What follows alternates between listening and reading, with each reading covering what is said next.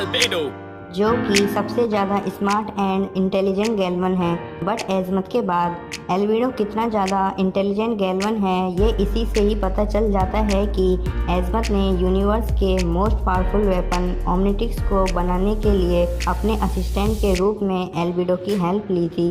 वैसे मैं आपको बता दूं कि एल्बिडो स्टार्टिंग में काफ़ी अच्छा गैल्वन था, बट जब यूनिवर्स का मोस्ट पावरफुल वेपन ओमनिट्रिक्स 10 साल के बच्चे के हाथों में चला जाता है तो एल्बिडो को ये अच्छा नहीं लगा और तब एल्बिडो एज़मथ से अपने लिए एक और ओमनिट्रिक्स बनाने के लिए कहता है, बट एज़मथ मना कर देता है।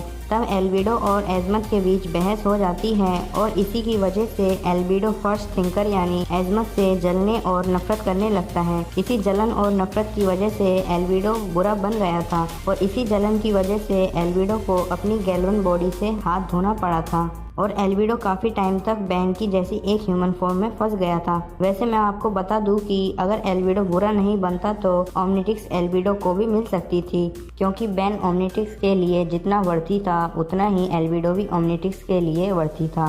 बट इतना सब हो जाने के बाद भी एल्बिडो ने अपनी स्मार्टनेस की हेल्प से उसने अपने लिए एक ओमनिट्रिक्स और एक अल्टीमेट्रिक्स तक को बना लिया था। हम सब ये अच्छे से जानते ही हैं कि अल्टीमेट्रिक्स कितना पावरफुल वेपन है, क्योंकि एक बार तो बैन भी अल्टीमेट्रिक्स को कंट्रोल नहीं कर पाया था और अल्टीमेट्रिक्स बैन पर हावी हो गया था। इसलिए एज़मथ ने बैन से उसकी अल्टीमेट्रिक्स ले ली थी और बैन को एक नई ओमनिट्रिक्स दे दी थी जो हमें बैन 10 ओमनिवर्स में देखने को मिली थी।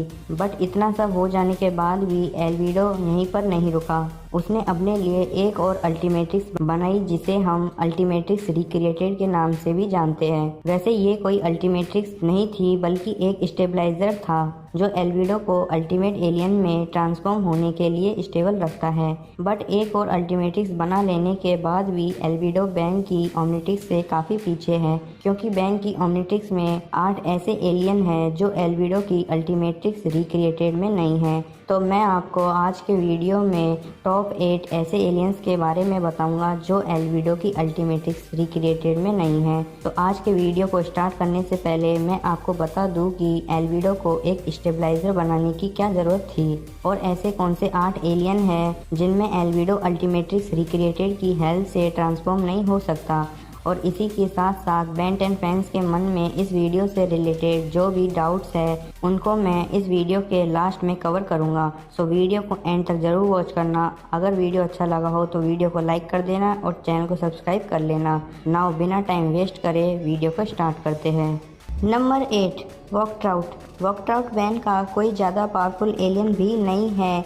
इस एलियन के पास थोड़ी बहुत पावर्स है, जैसे इसकी स्लिपरी बॉडी। इसकी बॉडी स्लिपरी होने की वजह से इसे हाथों से पकड़ पाना ऑलमोस्ट इम्पॉसिबल है। इसके पास एक स्ट्रॉन्ग टेल भी है जिसकी हेल्प से ये अपने आप को प्रोटेक्ट करता है। साथ में ये एक फिश टाइप एलियन होने के बाद भी ये ज़मीन और पानी दोनों जगह पर सरवाइव कर सकता है। ये एलियन बैन की ओमनिट्रिक्स में ब्लूकिच और ड्रीवा की वजह से अनलॉक हो गया था, इसलिए एल्बिडो वॉकट्राउट में ट्रांसफॉर्म नहीं हो सकता। नंबर 7 पर जो एलियन है जिसमें एल्बिडो ट्रांसफॉर्म नहीं हो सकता वो एलियन है दी वॉस्ट। होने को तो ये एलियन उतना ज़्यादा पावरफुल भी नहीं है, लेकिन अगर किसी विलन को उलझा के रखना है तो ये एलियन काफ़ी काम आ सकता है, क्योंकि इसकी बॉडी हैवी फिजिकल अटैक को सहन कर सकती है, जिसकी वजह से इसे मारने वाला थक सकता है बट ये मार खाते खाते नहीं थकता। और इसी के साथ साथ दी वॉस्ट की बॉडी पर हीट और एसिड अटैक का भी कोई इफ़ेक्ट नहीं पड़ता। बट एल्बिडो के पास तो ये एलियन भी नहीं है, क्योंकि ये एलियन ब्लूकिच और ड्रीवा की गलती से सिर्फ बैन की नई वाली ओमनिट्रिक्स में ही अनलॉक हुआ है। नंबर 6 पर जो एलियन है जिसमें एल्बिडो ट्रांसफॉर्म नहीं हो सकता वो एलियन है मूलस्टैच। होने को तो ये एलियन भी दी वॉस्ट की तरह इतना ज़्यादा पावरफुल एलियन भी नहीं है, बट इसके भी अलग ही फ़ायदे हैं।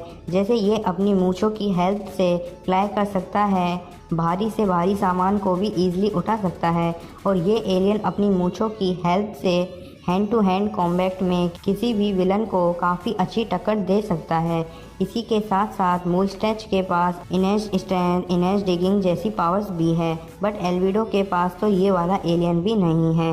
Number 5 pesky dust. Pesky dust Ben का कितना ज़्यादा पावरफुल एलियन है ये तो हम सभी जानते ही है। इसके पास ड्रीम पावर है जिसकी हेल्प से ये एलियन किसी के भी सपनों को कंट्रोल कर सकता है और उनके सपनों के साथ खिलवाड़ कर उनके सुंदर सपनों को भयानक सपनों में भी बदल सकता है। जैसा हमने बेन 10 ओमनिवर्स सीरीज में देखा था कि पिस्की डस्ट ने खाइबर और चार्ल्स जेनिथ जैसे खतरनाक और पावरफुल विलन्स को भी इजीली डिफीट कर दिया था। बट एल्विडो के पास ये वाला एलियन भी नहीं है क्योंकि ये वाला एलियन सिर्फ बैन की नई वाली ओमनिट्रिक्स में ही अनलॉक हुआ है।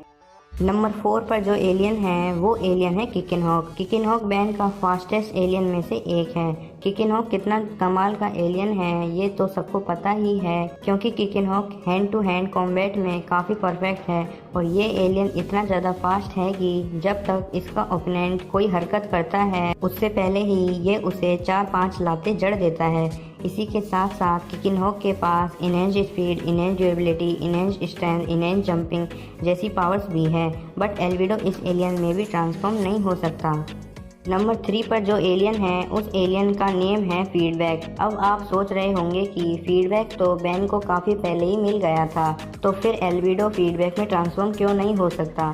इसका रीज़न मैं आपको वीडियो के लास्ट में बताऊंगा तो वीडियो को एंड तक ज़रूर वॉच करना। नाउ अब हम फीडबैक के बारे में जान लेते हैं। फीडबैक भी बैन के मोस्ट पावरफुल एलियन में से एक है और फीडबैक बैन का फेवरेट एलियन भी है। फीडबैक के पास enhance speed, enhance durability, enhance strength जैसी पावर्स भी है और फीडबैक इलेक्ट्रोकाइनेटिक फ्लाइट भी कर सकता है और एनर्जी बॉल भी शूट कर सकता है।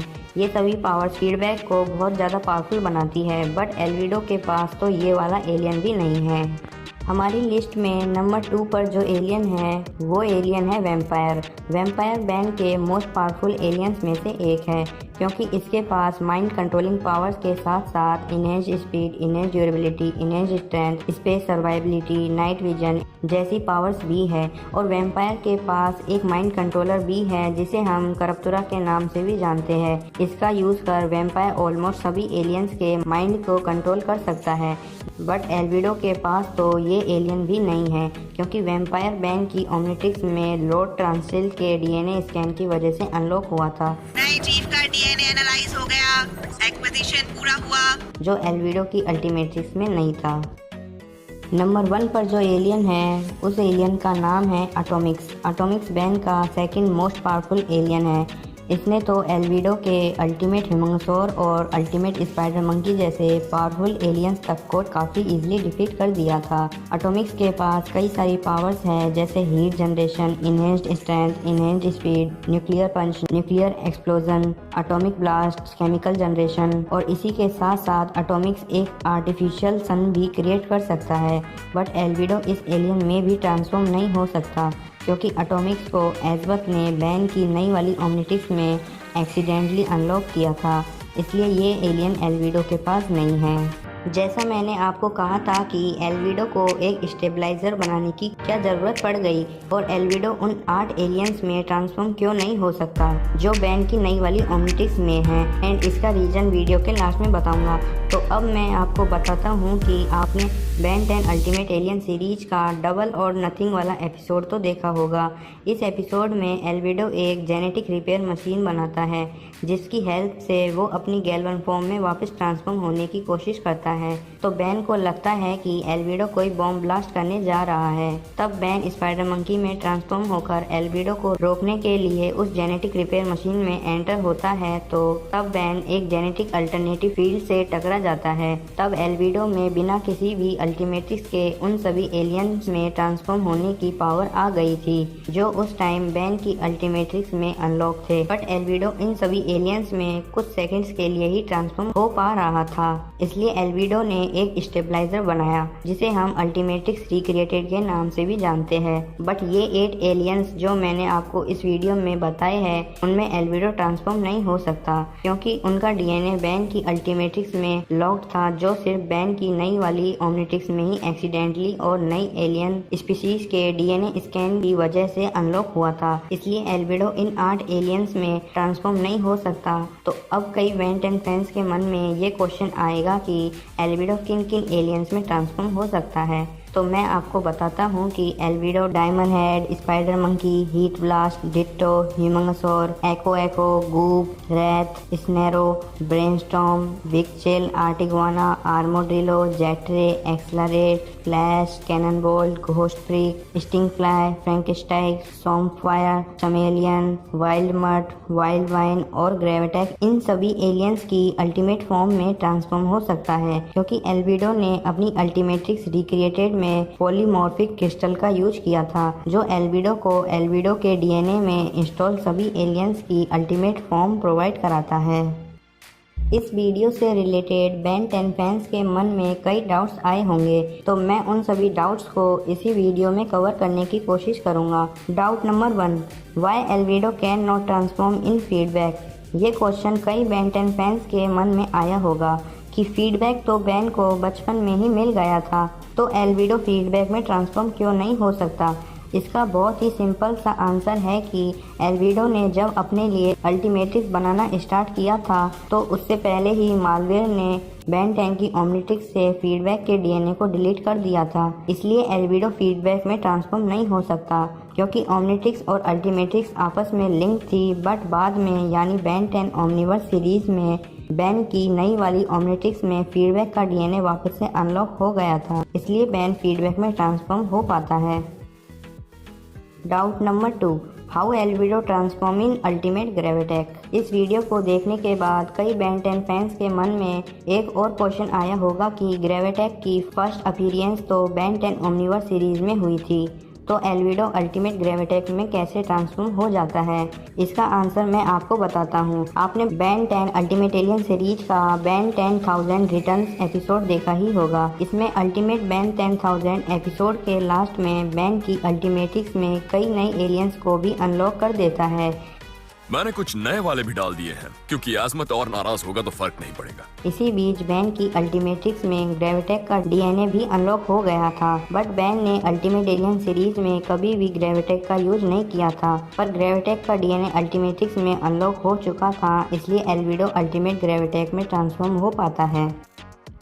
डाउट नंबर 3, अब कई बेन 10 फैंस के मन में ये क्वेश्चन आ सकता है कि बेन 10 ओमनिवर्स सीरीज में और भी कई नए एलियंस देखने को मिले थे, जैसे टॉय पिग, क्रैशहॉपर, शॉकस्कॉच, बलफ्रॉग, ब्लॉक्स एंड और भी कई एलियंस। तो क्या एल्विडो इन सभी एलियंस में ट्रांसफॉर्म हो सकता है अपनी अल्टीमेट्रिक्स रिक्रिएटेड की हेल्प से? तो आपको क्लियर कर देता हूँ कि इसका कोई भी ऑफिशियल कंफर्मेशन नहीं है। एल्विडो ग्रेविटेक के अलावा बेन 10 ओमनिवर्स सीरीज में दिखाए गए सभी एलियंस में से कितने भी एलियंस में ट्रांसफॉर्म हो सकता है, बट मैंने जो 8 एलियंस इस वीडियो में पिक किए हैं वो सभी ऑफिशियल कंफर्म है कि एल्विडो उन 8 एलियंस में या उनकी अल्टीमेट फॉर्म में ट्रांसफॉर्म नहीं हो सकता। तो आज के वीडियो में बस इतना ही। आई होप आपको आज का वीडियो अच्छा लगा होगा और इस वीडियो से रिलेटेड जो भी डाउट्स आपके मन में हैं वो सभी क्लियर हो गए होंगे। अगर वीडियो अच्छा लगा हो तो वीडियो को लाइक कर देना और चैनल पर न्यू हो तो चैनल को सब्सक्राइब कर लेना ऐसी ही इंटरेस्टिंग वीडियोस के लिए। और मैं आपको बता दूं कि आज के वीडियो का लाइक एम है 30 लाइक्स। आई होप आप इसे जल्दी कंप्लीट करा दोगे। तो मिलते हैं हमारी अगली वीडियो में, तब तक के लिए अलविदा।